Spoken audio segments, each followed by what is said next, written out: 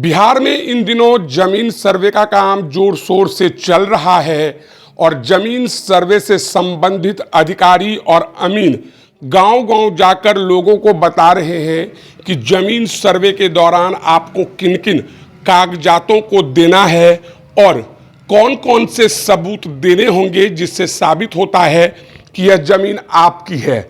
नमस्कार, आप देख रहे हैं डेली बिहार टॉक शो और मैं हूं रोशन झा।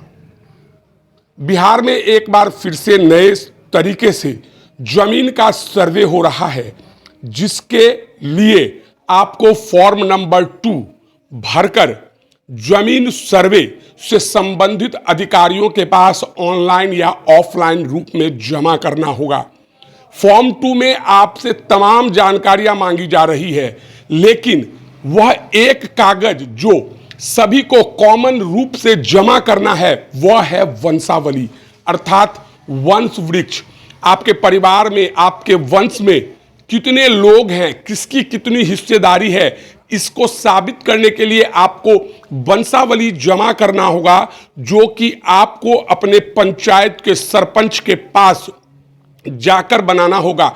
इस वीडियो के माध्यम से आज हम आपको यह बताने का प्रयास कर रहे हैं कि बिहार में वंशावली बनाने का नियम बदल चुका है। जी हां, जमीन सर्वे से पहले अगर आपने कभी वंशावली बनाया होगा तो आप जिन नियमों का पालन करते थे, आप जिन बातों का उल्लेख करते थे, उसके अलावे इस जमीन सर्वे के लिए जो वंशावली आप बनाएंगे उसमें आपको दर्ज करना होगा। हम बारी बारी से आपको डिटेल बता रहे हैं। मान लीजिए आपके परदादा एक भाई थे और उनकी 4 संतानें थी, जिसमें से 3 बेटा और 1 बेटियां थी।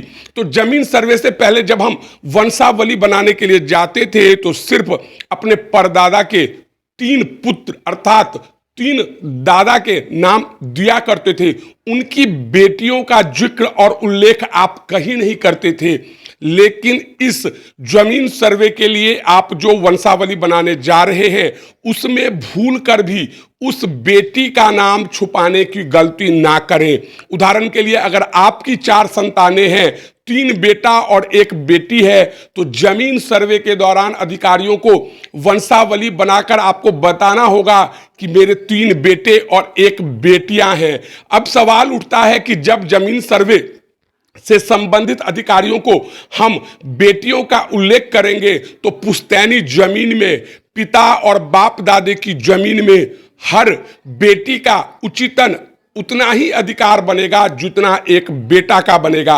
अब मान लेते हैं कि बेटी विवाह कर ससुराल चली गई है और उसे अपने पिता की संपत्ति में कोई अधिकार नहीं चाहिए, तो इसके लिए जमीन सर्वे के दौरान आपको फर्स्ट क्लास मजिस्ट्रेट के पास जाकर एनओसी अर्थात नो ऑब्जेक्शन सर्टिफिकेट बनाना होगा। यानी बेटियों को शपथ पत्र देकर यह प्रमाणित करना होगा कि पिता की संपत्ति में, पिता के जमीन जायदाद में मुझे कोई हिस्सेदारी नहीं चाहिए, और अगर पिता की जो जमीन जायदाद है उसमें सिर्फ भाइयों को हिस्सा दिया जाता है तो मुझे कोई आपत्ति नहीं है। अब जानकारों की माने तो मान लेते हैं कि 2 मिनट के लिए वंशावली में आपने बेटियों का नाम छुपा लिया, आपने अपनी बहन का नाम छुपा लिया, आपने अपनी बुआ का नाम छुपा लिया, तो आप जमीन सर्वे अधिकारी को जो वंश वृक्ष देंगे उसके अनुसार वह उसे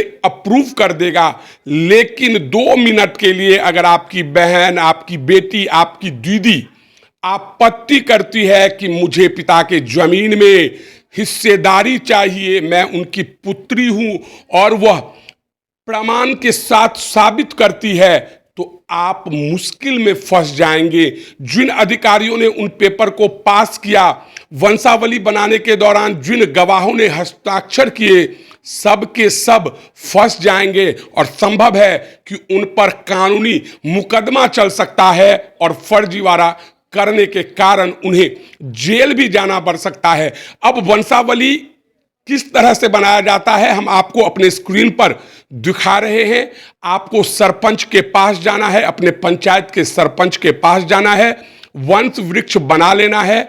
आपके परदादा के 4 बेटे थे, आप जिस दादा के संतान हैं उनकी कितनी संतानें थी आप कौन से नंबर पे हैं और सब में जमीन का बराबर हिस्सेदारी लगाने के बाद आपकी हिस्सेदारी क्या होती है।